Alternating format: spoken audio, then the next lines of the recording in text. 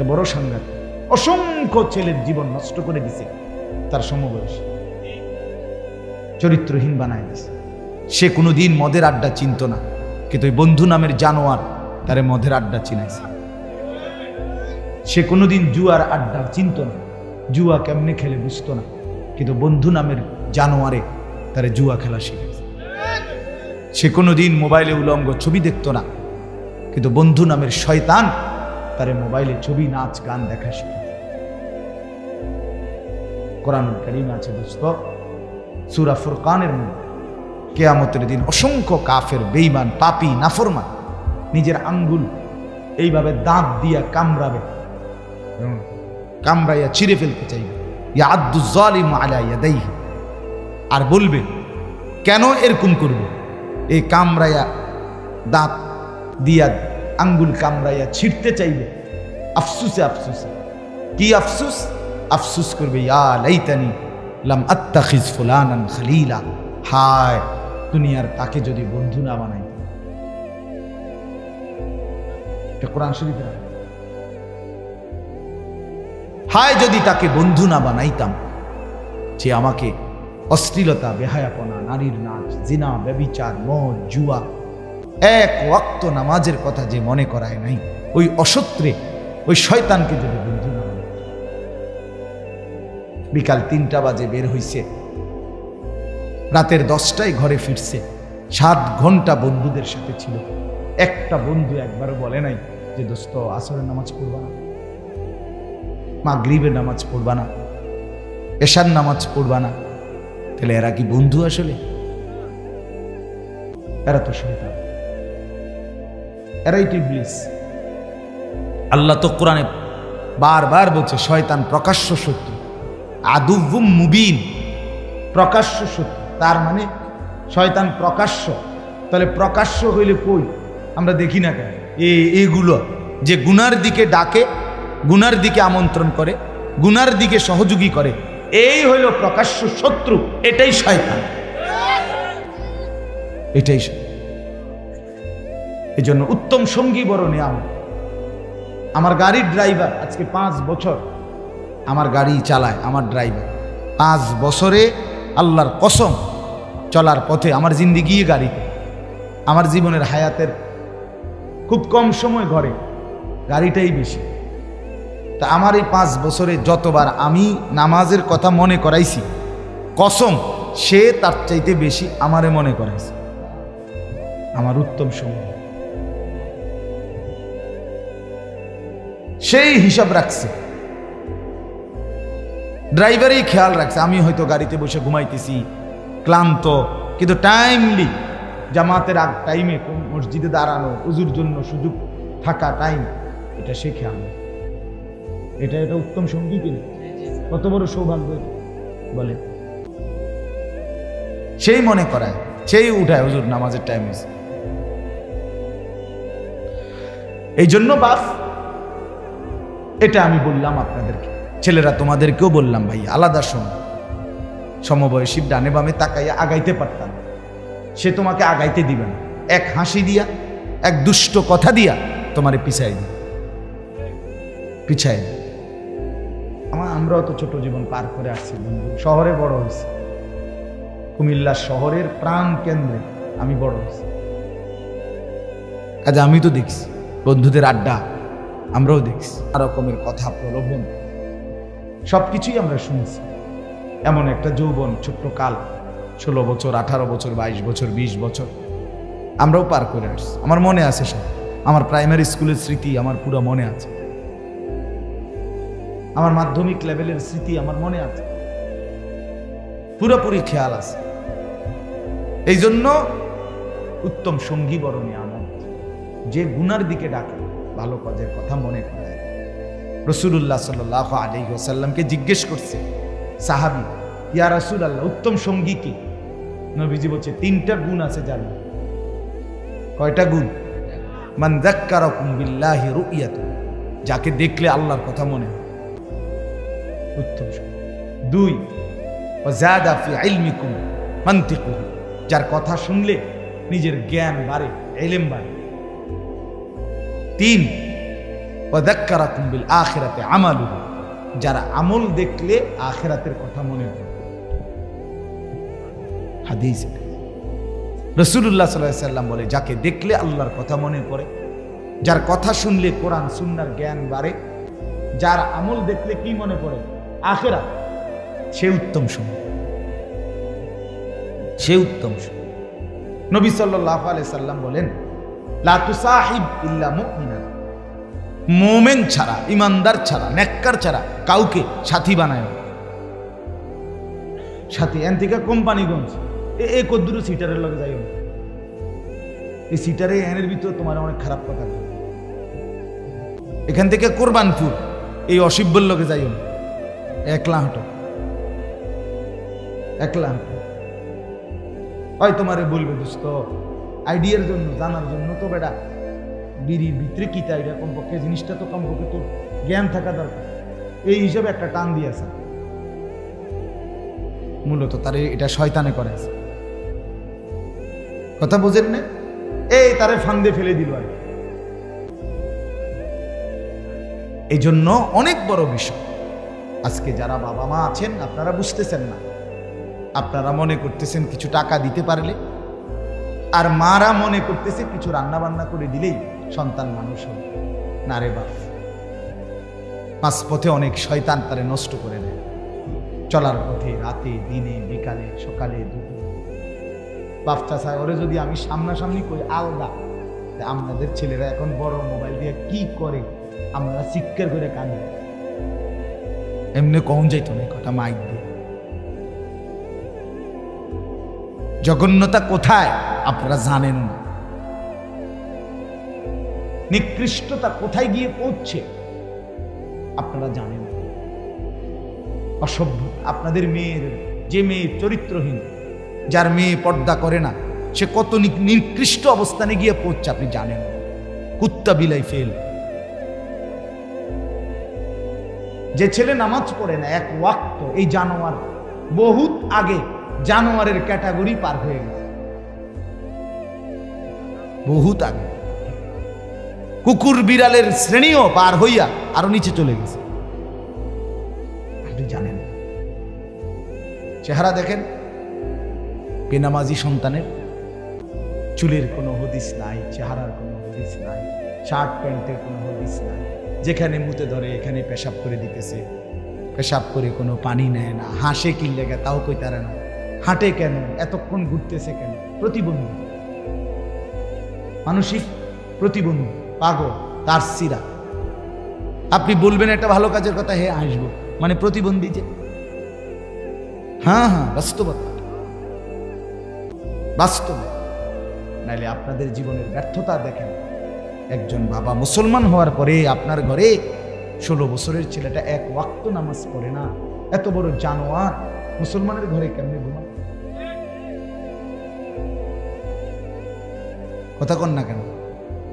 365 দিনে এক বছর, এক বছরে কোনোদিন আপনার 18 বছরের ছেলেটা মেয়েটা কোনোদিন ফজরের নামাজ কি জিনিস সেটা জানেন? ফজরের নামাজ যে কখন পড়ে এটাই জানে না। এত বড় অসভ্য জানোয়ার মুসলমানের ঘরে ঘুমায় কেমন? তার বাপ কেডা বেড়া, তার মা কে তারে মানুষ করতেছে? এই বাপ তোমার জীবনের সার্থকতা কি? তুমি জীবনে কি অর্জন করলা? এই জানোয়ার। কথা বলেন না কেন? বলেন যারা এ জবাব দেন। জিন্দিগি মানে কি? জীবন মানে কি? পাঙ্গাসার তেলাফিয়া? হ্যাঁ, জিন্দিগি মানে ফুলকপি আর ফাতাকপি। জিন্দিগি মানে বনবিড়ি। জিন্দিগি মানে চায়ের দোকানের আড্ডা। এই তো শেষ। এরপরে আর কোথাও যাইবেন না আপনারা। এরপরে যাইতে হবে না কোথাও। তো ছেলে নামাজ পড়ে না যে কি বলবেন? মেয়ে যে পর্দা করে না কি বলবেন? স্ত্রী যে খোলামেলা রাস্তার পাশে, মহিলা খালের পারে রাস্তার পারে বেড়ইতে আইয়ে যায়, এখানে গোসল করে খোলামেলা, এই বেপর্দা, এই বেহায়া, এই নির্লজ্জা মহিলা, এ বেডির ব্যাপারে আমনে স্বামী কি বলবেন? কথা বলেন না কেন? কি বলবেন? কি আপনি বুঝেন না? আপনার ছেলের চেহারা দেখলে বুঝেন না? এই চুল আপনি জিজ্ঞাসা করলেন না, কিরে বাপ আমি মুসলমান, আমার দাদা, তোর দাদা মুসলমান, তোর বংশের 14 গোষ্ঠী মুসলমান, তোর চাচা মুসলমান, তোর ডানে বামে মানুষ মুসলমান, তুই এটা কার চুল রাখলি? কোন কুত্তা জানোয়ারের চুল রাখলি তুই? এটা জিজ্ঞাসা করলেন না কেন? আমনে বাপ না? আমনের বুঝি খেয়াল করেছে বাজার সদাই করতে? আমার তো স্পষ্ট মনে আছে, আমার বড় ভাই, আপন ভাই আলহাজ হজরত মাওলানা মাহবুবুর রহমান আশরাফি, আমার বড় ভাই আমাকে একবার চুল কাটাইতে গিয়ে 3 বার, শুধু সামনে আর পিছনে সামান্য 19-20 হয়েছে, বড় ছোট হয়েছে, পিছনের চুলের থেকে সামনের গুলো হাত লাগাইয়া দেখছে যে চুল সমান হয় নাই, চারদিকে 3 বার চুল কাটাইছে, একবার পর একবার 3 বার সেলুনে পাঠাইছে। তাইলে আমার ভাই আছে, আমার অভিভাবক ছিল।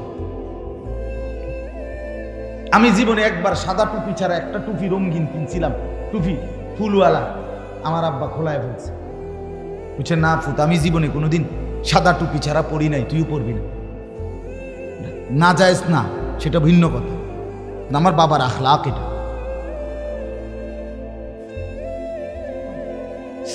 আজকে আপনারা টোটালি 12 বছর 14 বছরের ছেলেগুলো লাওয়ারিস। কোন মা বাপ থাকলে এরকম হওয়ার কথা না। অভিভাবক যদি নজর রাখতো, মা বাপ পাগল হইয়া কাঁদতো, পাগল হইয়া মাটিতে গইরাইয়া কান্দার কথা, হায় আমার ছেলে 1 ওয়াক্ত নামাজ পড়ে না, আমার জীবনের আছে কি? আমার স্ত্রী পর্দা করে না, আমার জীবনের আছে কি? আমার আর ইজ্জত রইল কি? আমার মেয়ের পর্দা, আমার মেয়েটা 16 বছরের, আমার মেয়েটা রাস্তায় বাইর হয়, এলাকার সমস্ত লম্পট ছেলে খারাইয়া মুতে, এই অসভ্য জঙ্গলিরা আমার মেয়েটাকে উপভোগ করে, আমার মেয়েটাকে লোভের নজরে তাকায়। এক চাইতে লাঞ্ছনা বেটা, তুই মরে যাস টাকা বেটা, মরে যাও না কেন তুমি? এত বড় বেইজ্জতির পরে আমার মেয়ে কোলে পিঠে করে যাকে আমি মানুষ করলাম, আমার একটা 2 বছরের মেয়ে আছে, কথার কথা, এই মেয়েটা রাতের 2টা 3টা বাজেও যদি আমি ঘরে ফিরি, সব সময় জেগে থাকে। যতক্ষণ আমি গিয়া বাসায় না ঢুকি, আমার মেয়েটা ঘুমায় না। রাত 2টা, আমার ড্রাইভার সব সময় দেখে এটা, রাতের 2টা বাজে গিয়া বাচ্চাটাকে জড়ায়া ধরলে, আদর করলে, আমার পাশে নিয়ে শোয়াইলে তুই ঘুমে। তা আমি এতটা যত্ন করে যে বাচ্চা মানুষ করে, প্রতিটা মা বাপ এভাবে কষ্ট করে নাই? তো বিনিময়ে আমার মাইয়া এখন বাজারে বাজারে ঘুরবো, মানুষের বেড হইতে চাইবো, খোলাই নেই, আমি তাহলে বাচ্চা রইলাম কেন? হ্যাঁ, বলে আমি পারি না। তো না পারলে আপনি ছেড়ে দেন, এই পরিচয় ছেড়ে দেন, স্ত্রীকে বলেন আমি তোমার লোকে পারলাম না, বাকি তোমার উপরে আমি সন্তুষ্ট না, মনে রাখো। রাসূল বলে এ বেডিরে কইও জাহান্নামে যাওয়ানোর জন্য যাতে রেডি থাকে। যার স্বামী অসন্তুষ্ট, তার ওই মহিলার ঠিকানা কোথায়? হ্যাঁ, তামনিটা কোন? যে বিবি তুমি পর্দা করো না, তুমি 1 ওয়াক্ত নামাজ পড়ো না, তো মনে রাখো আমি তোমার লগে ফাইললাম না, হয়তো কুলাইতাইলাম না, বুঝাইতাইলাম না, তুমি আমার কথা শুনলা না, তবে এটা মনে রাখো আমি তোমার প্রতি অসন্তুষ্ট, আমি তোমার প্রতি আর কোনোদিন খুশি হইতে পারলাম না। এটাও যদি বলেন তো বেডির জাহান্নামে যাইতে আর অসুবিধা হইতো না। আপনার ছেলেকে বলেন বাপ তুই নামাজ পড়স না, তোর প্রতি বেড়া আমি তোরে পারলাম না, তুই ঘাড় ফাঁক দেস, তুই মাস্তানের মতো চুল রাখছ, তুই তোর বন্ধুরারে পাইয়া এখন আর আমারে পাত্তা দেস না। ঠিক আছে পুত, আমি তোর লগে কুলাইতারলাম না, কিন্তু এটা মনে রাখিস আমি বাপ হিসাবে তোর প্রতি অসন্তুষ্ট, তাহলে ওই সন্তানের জাহান্নাম নিশ্চিত।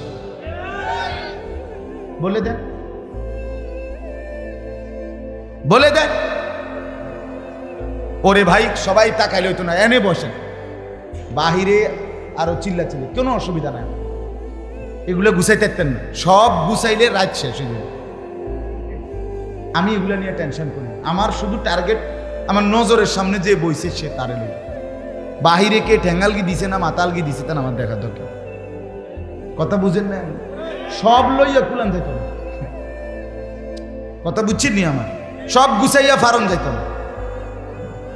আমি এজন্য এটা হিসাব বুঝি। আমি 10,000 5,000 বুঝি না। আমি বুঝি আল্লাহর কথা বলতে পারছি, একজন হোক 1000 জন। আল্লাহ আমাদেরকে তৌফিক দান করে। তো এই জন্য বাপ আমার, বন্ধু আমার কথা শক্ত হইলে মাফ করে দিয়ে আমি আপনাদের কাছে অনুরোধ করলাম, আপনারা ভাবতে শিখেন।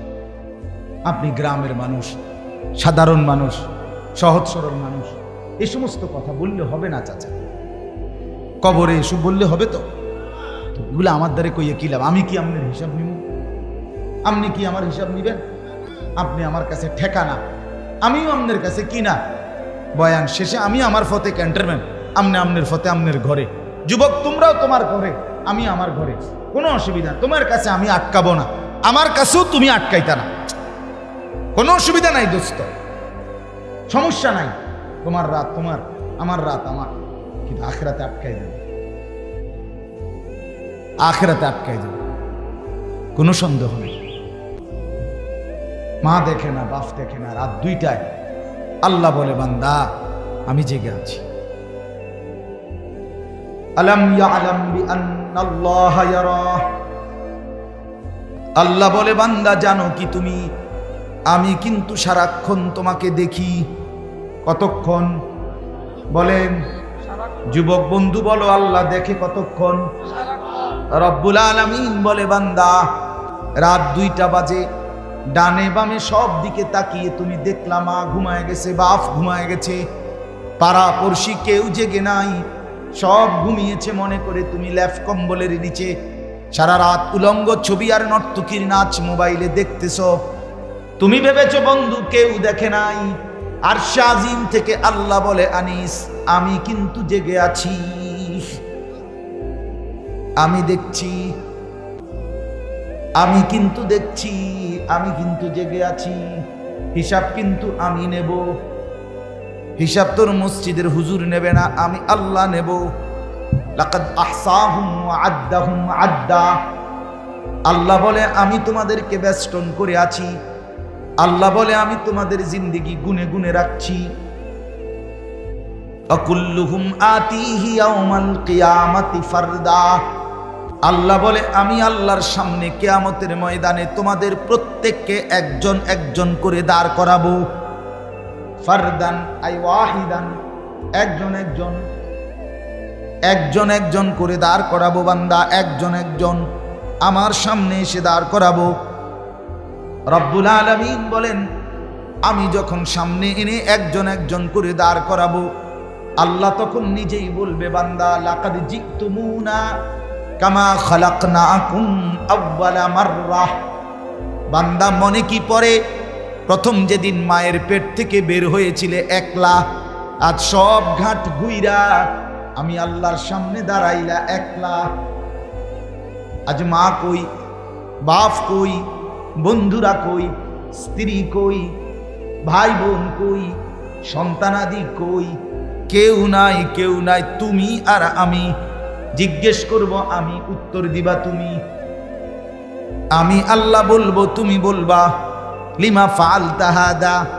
আমল নামা দেখিয়ে আল্লাহ বলবেন বান্দা এটা কেন করলে? লিমা তারাকতা হাদা, এটা কেন ছাড়লে? 6টা মাস কোনদিন ফজরের নামাজ পড়লা না কেন বান্দা? 1 বছর কোনদিন ফজরের নামাজ ভোরবেলা পড়লা না কেন বান্দা? কেন মনে পড়লো না আমি আল্লাহকে? একবারও কেন ভাবলা না আমি আল্লাহকে? ইয়া আইয়ুহাল ইনসানু মা গাররাকা বিরাব্বিকাল কারীম। আল্লাহ বলে বান্দা হে মানুষ, আমার মতো দয়ালু মেহেরবান মাওলা থেকে কে তোমাকে ভুলায় দিল? কেমনে রে বান্দা ভুলে গেলা? আমার চাইতে আপনজন কাকে পাইলা? কাকে পেয়ে আমাকে ছেড়ে দিলা? আজকের সারাদিনে যুবক বন্ধু তোমরা যারা 1 ওয়াক্ত নামাজ পড়ো নাই, তোমাদের যাদের কপালে একটা সেজদা নাই, তুমি মানুষের বাচ্চা হইলা কেমনে? তোমারে যদি মানুষের বাচ্চা বলে তাহলে জানোয়ার বলবে কাকে? কোরআন সুন্নাহর মধ্যে জানোয়ার বলছে, তাহলে কারে? মানুষরূপী জানোয়ার তাইলে কে বলেন? কেন একটা সেজদা দিলা না? আল্লাহর সাথে কেন নারাজ করলে? নিজের বিবিকে বললেন যে বিবি নামাজ পড়ে না, নিজের মেয়েকে গিয়ে বললেন যেই মেয়েটা পর্দা করে না, নামাজ পড়ে না, কেন আল্লাহর সাথে রাগ করলা? মা গাররাক, মা গাররাক। আল্লাহ বলে কি হলো বান্দা, কেন আমাকে ছেড়ে দিলা?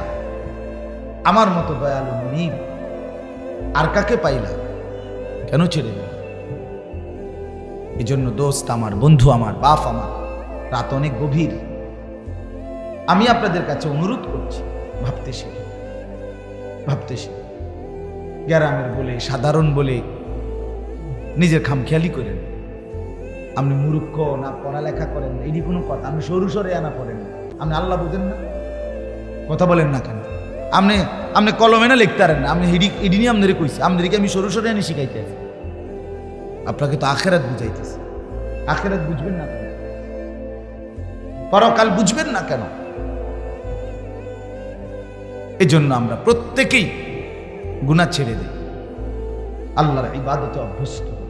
ছেলেকে বলেন, মেয়েকে বলেন, স্ত্রীকে বলেন, নিজেকে বলেন, খামখেয়ালি করেন, গাফলতি করবেন। আমি আপনাদের সামনে 3টা আয়াত পড়ছি কোরআনুল কারীমের 28 নম্বর পারা, কোরআনুল কারীমের 62 নম্বর সূরা। সূরাটির নাম সূরা জুমআ।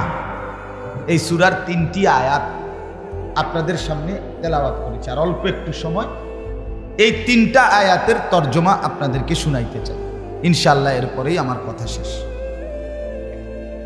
সূরাটার নাম হলো জুমআ, মানে জুমার দিন। আজকে শুক্রবার না গেছে, এই জন্যই পড়ছি জুমআ। আরবিতে জুমআ শব্দের অর্থ হলো একত্রিত হওয়ার দিন, একত্রিত হওয়া, আল ইজতিমা। যেহেতু ইয়াউমুল জুমআ, শুক্রবারের দিন ইমানদার মুমিন বান্দারা আল্লাহর ঘর মসজিদে ব্যাপকভাবে জমা হয়, একত্রিত হয়, এই জন্য এটাকে ইয়াউমুল জুমআ, একত্রিত হওয়ার দিন, সমাবেশের দিন, সবার সম্মিলিত একত্র হওয়ার দিন বলা হয় জুমআ। কোরআনুল কারীমের মধ্যে আল্লাহ তাআলা এই জুমআ এই নামেই হুবহু কোরআনের এই সূরাটা নাজিল করেছে। এই সূরার নামেই জুমআ। আর এই সূরার 3টা আয়াত, শেষের 3 আয়াত ছোট্ট, সূরাটা একদম ছোট্ট, 11টা আয়াত মোট সূরাটাতে। তন্মধ্যে শেষের 3 আয়াত 9, 10, 11, এই 3 আয়াতে আল্লাহ তাআলা জুমার ব্যাপারে একটা গুরুত্বপূর্ণ কথা বলছে।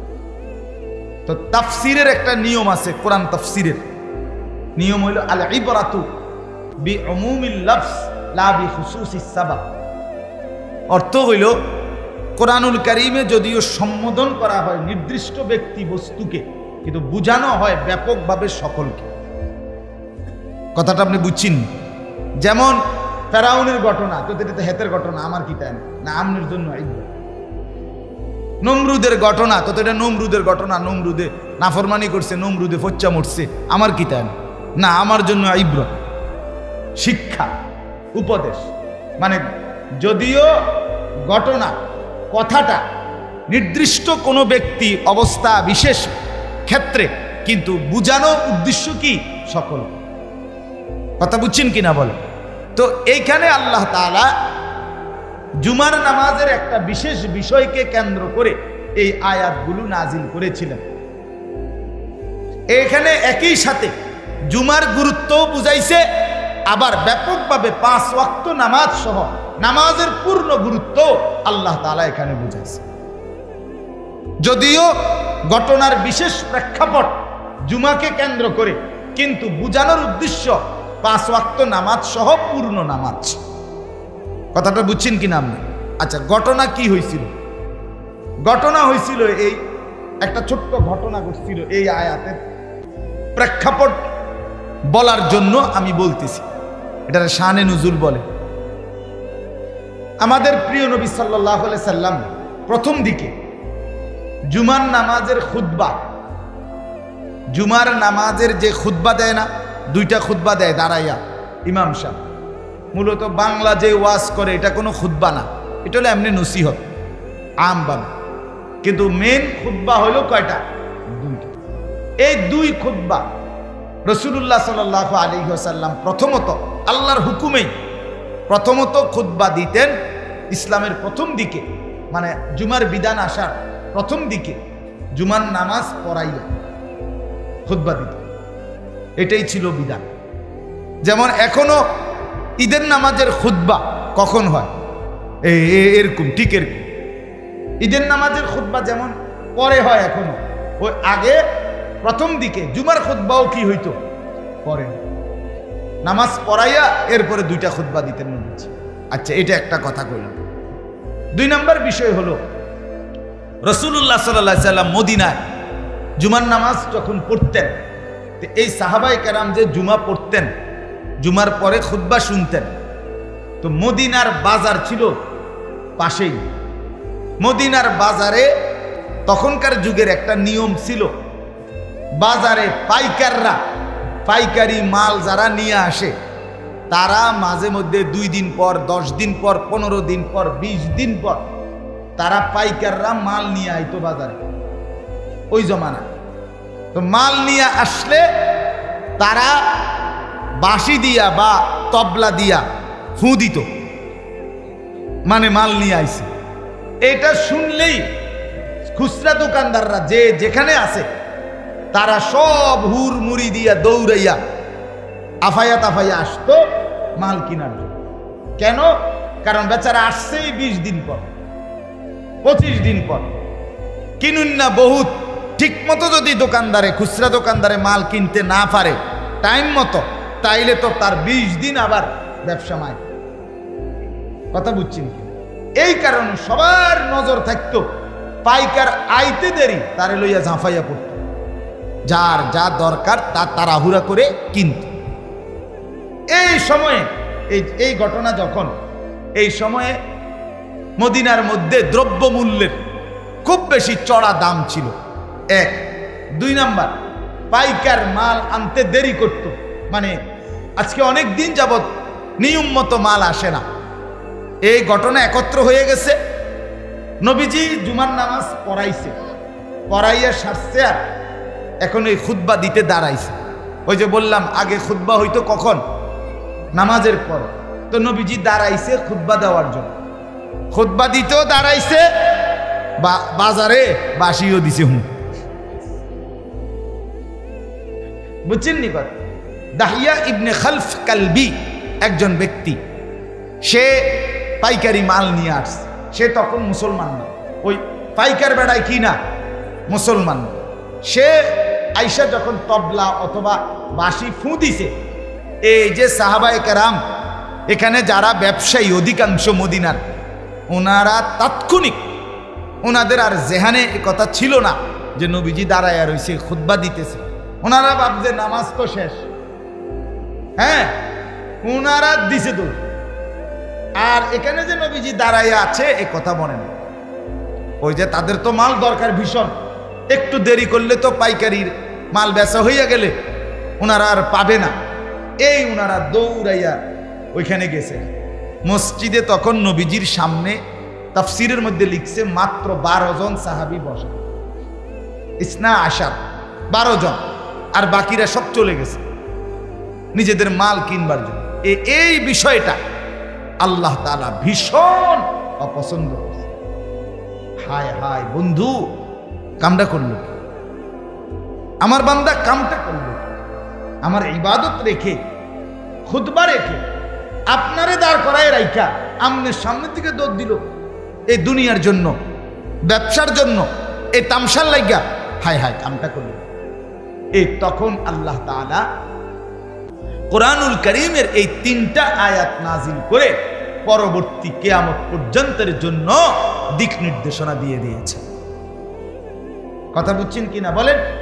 দেখেন আল্লাহ তাআলা বলেন, ইয়া আইয়ুহাল্লাযীনা আমানু, হে ঈমানদারগণ, হে মুমিনগণ, ইযা নুদিয়া লিস-সালাতি মিন ইয়াউমিল জুমআ, যখন তোমাদেরকে ডাকা হয়, আহ্বান করা হয়, আজান দেওয়া হয়, লিস-সালাতি মিন ইয়াউমিল জুমআ, শুক্রবার জুমার দিনের নামাজের জন্য, জুমার নামাজের জন্য, ফাসআউ ইলা যিকরিল্লাহ। এ আল্লাহর প্রথম হুকুম, জুমার দিন আজান দিলে তোমাদের প্রথম কাজ, তোমরা সাথে সাথে আল্লাহর স্মরণ, আল্লাহর জিকির। এটার দুই অর্থ তাফসিরে লিখছে, এক হলো খুতবা আর এক হলো নামাজ। তোমরা খুতবা এবং নামাজ উভয়টা শুনবার জন্য জলদি ছোট, আর কোনো কাজ নেই, জলদি মসজিদের দিকে, আর দেরি করো না। ফাসআউ, এই আল্লাহ তাআলা বলেন সাথে সাথে ছোট, সাথে সাথে। ওয়াজারুল বাই'a, এবং কি বললেন, এবং বেচা কিনা, ব্যবসা, লেনদেন, আয় উপার্জনের যাবতীয় কার্যক্রম একদম ছেড়ে দেন। যালিকুম খায়রুল লাকুম, এটাই তোমাদের জন্য কল্যাণ। ইন কুনতুম তা'লামুন, যদি তোমরা বুঝো, যদি তোমরা বুঝো, যদি তোমাদের বুঝ থাকে, তা আমি আল্লাহর কথাটা শুনো যে এর মধ্যেই তোমাদের জন্য কল্যাণ। আজান হইছে আর একটা মিনিটও বাজার, ব্যবসা, দোকান, আয় উপার্জন, ক্ষেত খামার, ফল ফসল, কিচ্ছুর দিকে আর মনোযোগ দিও না। শুধু একটাই গুরুত্ব, মসজিদের দিকে ছোট, মসজিদের দিকে ছোট। আচ্ছা, এখান থেকে আমি আপনাদের কাছে ছোট্ট দুই একটা কথা বলতে চাই। এক নাম্বার কথা হলো, আরবি ভাষায় ফা, এখানে একটা শব্দ আছে ফাসআউ। এই ফা শব্দের একটা ব্যাখ্যা হলো, ফা শব্দের অর্থ হলো তাকিব। তাকিব মানে হলো আগেরটা শেষ হবে, তাৎক্ষণিক পরেরটা শুরু হবে, এই ক্ষেত্রে ফা ব্যবহার হয়। আচ্ছা, আমি এতটা ভাঙ্গে বলার একটা উদ্দেশ্য আছে, আপনাদের এটা তাফসীরুল কুরআন না, এই জন্য কিছুটা ব্যাখ্যা সমৃদ্ধ বলাই উচিত। কথা বুঝছেন কি? আচ্ছা, মনে করেন বাংলায় তাহলে বুঝবেন, মানে ঘরের থেকে বাইর হইছে লোকটা, বাইর হইয়া মাত্র পাউডার দিছে, দেখে একটা সাপ।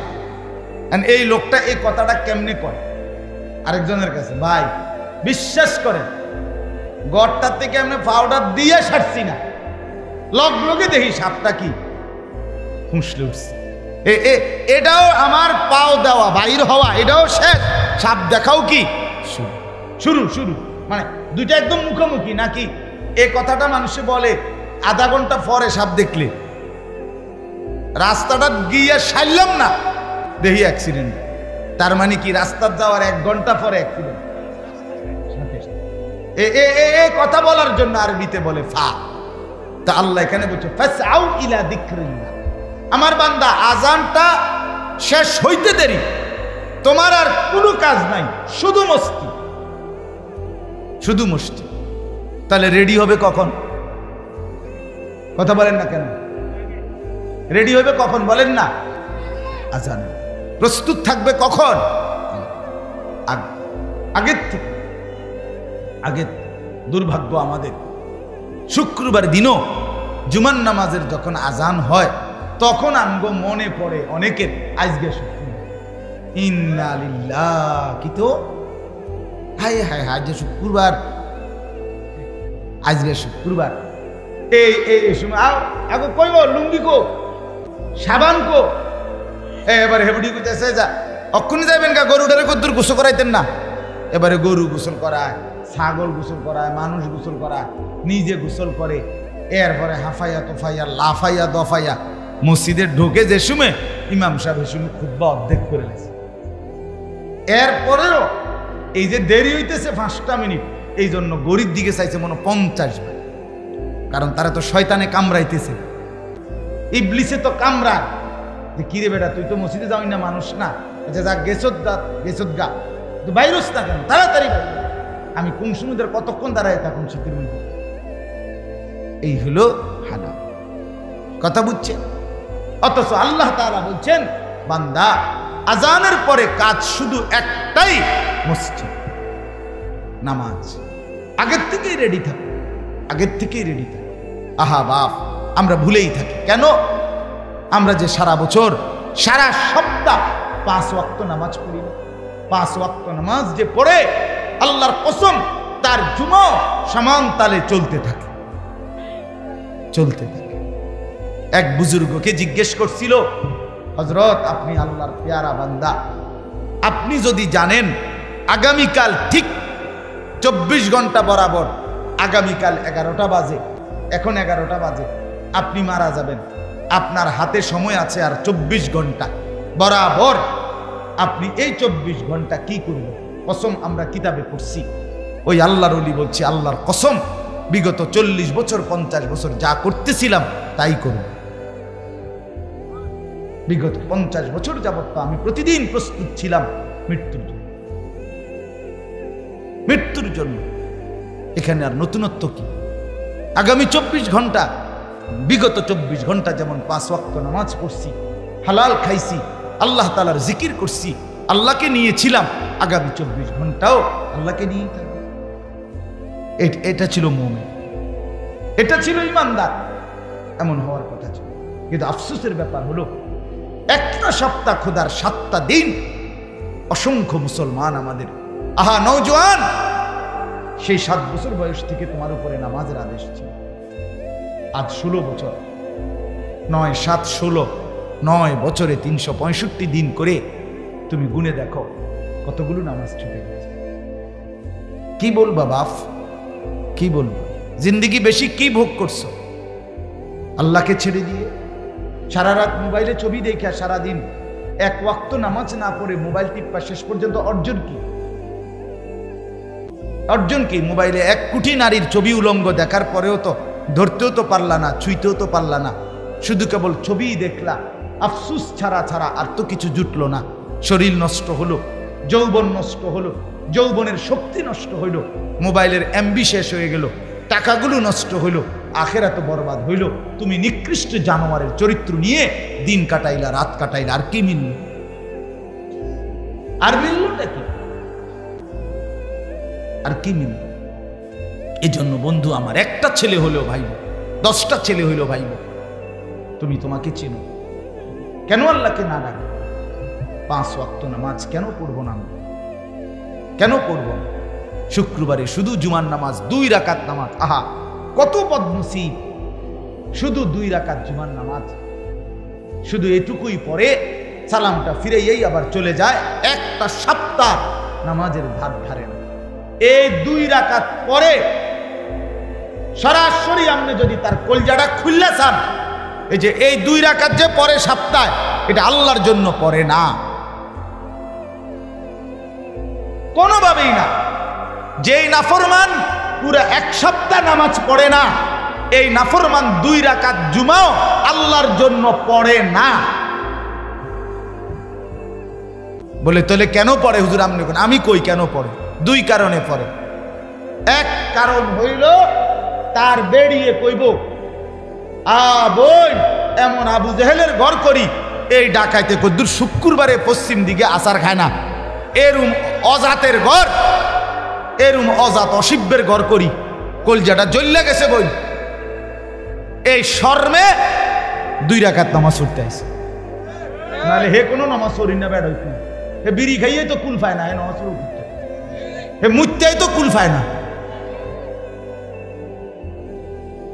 আর 2 নাম্বার কি? 2 নাম্বার কারণ হইল গ্রামবাসী হাঁটতে চলতে কইব, আরে কিতারে তুই কিতারে? আবু জেহেল তো দেখি নাই, কিন্তু তোরে দেখতে চিনছি, আবু জেহেল এরম ছিল। ইন্নারিল্লাহ, তুই তো কদ্দুর শুক্রবারেও মসজিদে আইস না, তোর মতো এই জিদারে আবু জেহেল রে, তোর লগে তো কুরবানিও দেওয়া যাইতো না, তোরে তো আমগো কবরস্থানও কি করন যাইতো না।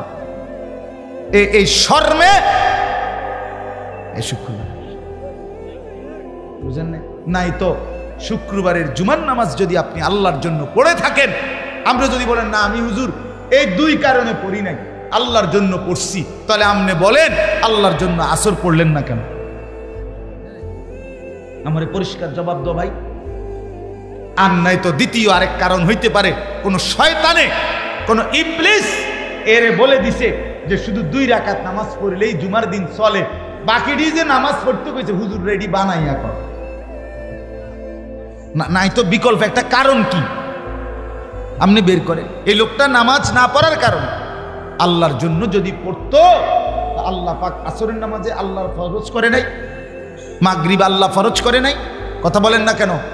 5 ওয়াক্ত নামাজ আল্লাহ ফরজ করে নাই, পড়ে না কেন? ফজরের নামাজের সময় সমস্যা কি? ফজরের নামাজের সময় অফিস খোলা, ফজরের নামাজের সময় ব্যবসা খোলা, ফজরের নামাজের সময় দোকান খোলা, ফজরের নামাজের সময় সিএনজি খোলা, ফজরের নামাজে শুধু ঘুম। তুমি ঘুমের কাছে হেরে গেলা, তোমার মতো অপদার্থ দিয়া কি কাম হইল? তুমি পৃথিবীর কি করবা? ভাত ছাড়া, খানা ছাড়া, আর হুতা ছাড়া, পেশাব পায়খানা ছাড়া তুমি কামটা করবা? সামান্য ঘুমের কাছে মোমেন হেরে যায় কেমন? যার আখেরাত আছে, যার কবর আছে।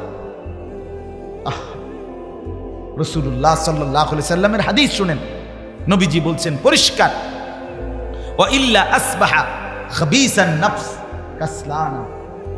নবীজির পরিষ্কার হাদিস। ছেলেরা শোনো, বাপ লজ্জা যদি থাকে শোনো।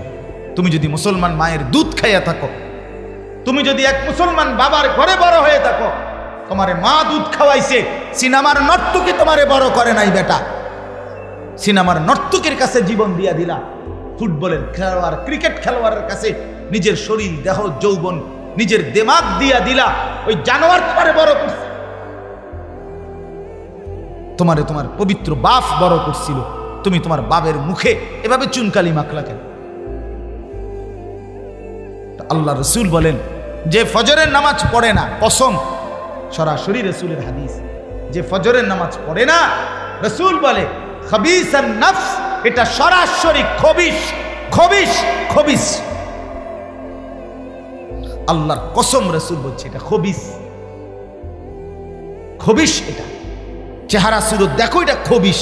এটা শরীর দেখো, খবিসের মতো দুর্গন্ধ ফেসাবেন, মুত্তা ফানি লয় না, খবিস এটা রাসূল বলছে। আর হাদিসে ডাইরেক্ট আছে, নবীজি বাথরুমে ঢুকতে, পেশাব পায়খানায় ঢুকতে খবিস থেকে পানাহ চাইতেন। ঠিক কি না কোন? বাথরুমে ঢুকার দোয়া না এটা? আল্লাহুম্মা ইন্নী আউযু বিকা মিনাল খুবুসি ওয়াল খাবাইস। আল্লাহ, খবিস থেকে পানাহ চাই। তার মানে খবিস পেশাব পায়খানায় থাকে। এই খবিসের গন্তব্য পেশাব পায়খানা।